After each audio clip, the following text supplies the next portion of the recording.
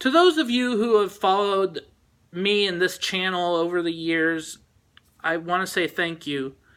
But I also want to address, that where I had started to, over the last few years, I'm not very active with posting these videos anymore, and I want to let you know that I want to change that.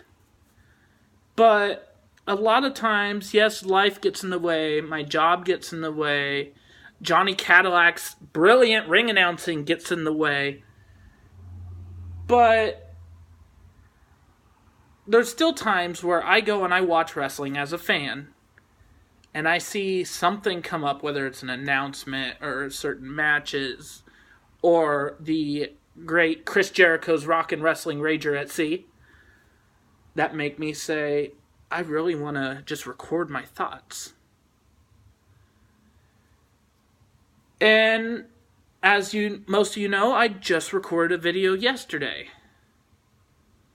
Didn't think I was going to have much to say to YouTube afterwards. But I recorded yesterday's video prior to watching Smackdown, and at that time, apparently I wasn't caught up on the internet either. And so it was brought to my attention right after posting that video that, hey, Becky Lynch got hurt on Monday.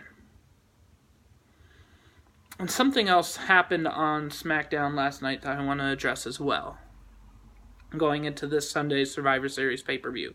So first, welcome to John's Wrestling Views. Of course, I'm John. Thanks for watching.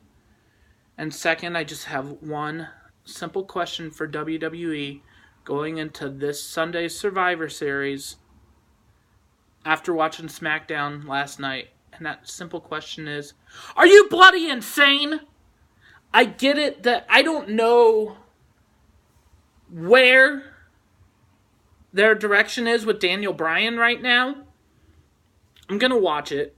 I'm going to watch Survivor Series. I'm going to keep watching Raw and SmackDown every week. I want to believe WWE has a plan for Daniel Bryan, and hopefully they do. There's some controversy with him. He did not want to attend the Crown Jewel pay-per-view for reasons between Saudi Arabia and Sami Zayn, primarily. And, of course, there'd be some backlash. I don't think backlash would involve, though, we're so upset with Daniel Bryan, so what we're going to do is we're going to put the WWE Championship on him. Maybe not that as much. I just simply don't get it. Daniel Bryan had to announce his retirement a couple years ago because of serious concussions. He went and he saw doctors and he saw medical experts and everyone eventually to clear him. And WWE still lenient. And they make the agreement, how about Daniel Bryan goes and gets checked out every match after every match for just concussion symptoms. Let's keep him safe. That seems reasonable to me. So this is what we do now. We turn Daniel Bryan heel. We put the WWE Championship on him 5 days before Survivor Series. And then let's turn him heel. And let's take AJ Styles, the best wrestler, the best athlete in our company right now, and let's just throw him off the Survivor Series card. And let's turn Daniel Bryan heel. Let's put him in one of those champion versus champion matches that we've been doing nothing to build up. And let's see. He has these concussions. So who's a safe opponent that would give Daniel Bryan a good match and would let Daniel Bryan walk away afterwards, still concussion-free, no worry about concussions, so Daniel Bryan can enjoy even more of a WWE career as an active wrestler for the company that wants him the most. So let's just put him up against Brock Lesnar. How does that make any sense? WrestleMania 30, for example, everyone knows Brock Lesnar ended The Undertaker's undefeated streak of WrestleMania But do they remember that there was a decent chance afterwards that Undertaker could have been retiring? And not just simply for the fact that he lost to Brock Lesnar, but because he got a concussion halfway through the match. The Undertaker and Brock Lesnar are friends. And Undertaker gets a concussion. Sure, it might have been an accident. But the last thing I will ever do is accuse Brock Lesnar of being a safe worker. On top of which, he wants to get back in the octagon in UFC to get a championship match there. So, is he going to be training to be a softer wrestler? With his dangerous wrestling style against Daniel Bryan, is he going to train to get soft? No! He's a hard hitter. I hope that Daniel Bryan is okay in that match. Needless to say, my money's on Brock Lesnar for a couple reasons. Number one, he doesn't like to lose. Number two, he doesn't lose a lot. Number three, Daniel Bryan loses plenty. And number four, Brock Lesnar always gets his way.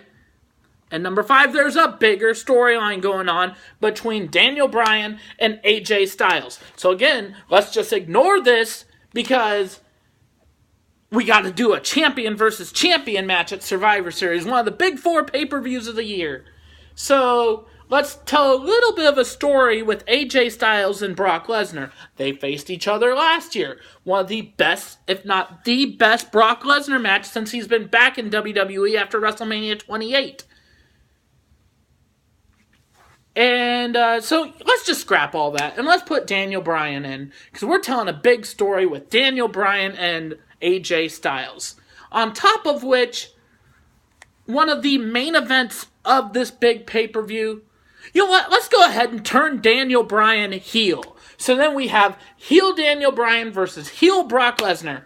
How does that make any sense? This Saturday, NXT TakeOver War Games. The main event, one of the main events, is Tommaso Ciampa defending the NXT Championship against Velveteen Dream. I'm sitting there and I'm saying, okay, they've been building this story. Kudos NXT. But how are they going to do a heel versus heel championship match? Is it possible? Yes, but you don't see it. Well, they answered that this last Wednesday. Let's turn Velveteen Dream face. We did that.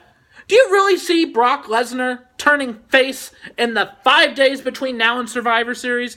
And on top of which, do you see anyone buying him as a face even if they tried?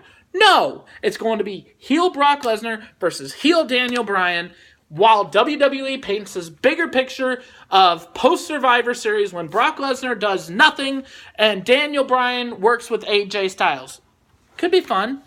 I texted my buddy Jack Rollis the other night, last night more specifically, and I said it bluntly. I said, well, AJ Styles is in the Mixed Match Challenge, at least I think so. He wasn't in last night's match.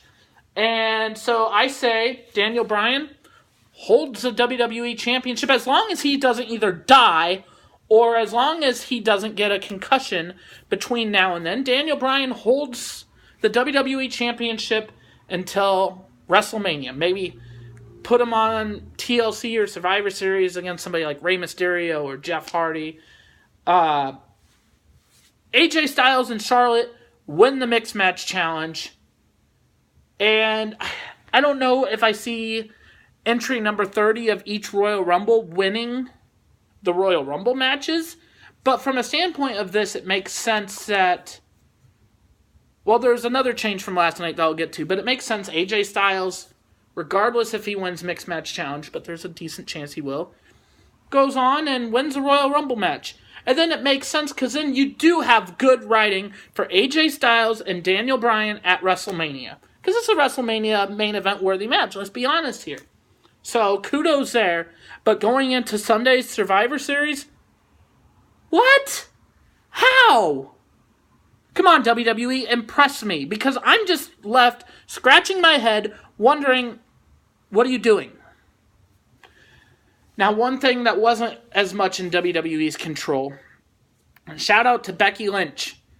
In yesterday's video, I gave Flip Gordon Superstar of the Month, and I mean that and I think he's deserving of that. John's Wrestling Views gives you kudos, Flip Gordon. But if you're looking on a smaller scale and you say Superstar of the Week, Becky Lynch, hands down. What she did Monday on Raw was one of the greatest segments I have seen from the WWE in quite some time. And I'm not going to crash on WWE. It was just brilliant. I mentioned it quite a bit in yesterday's episode.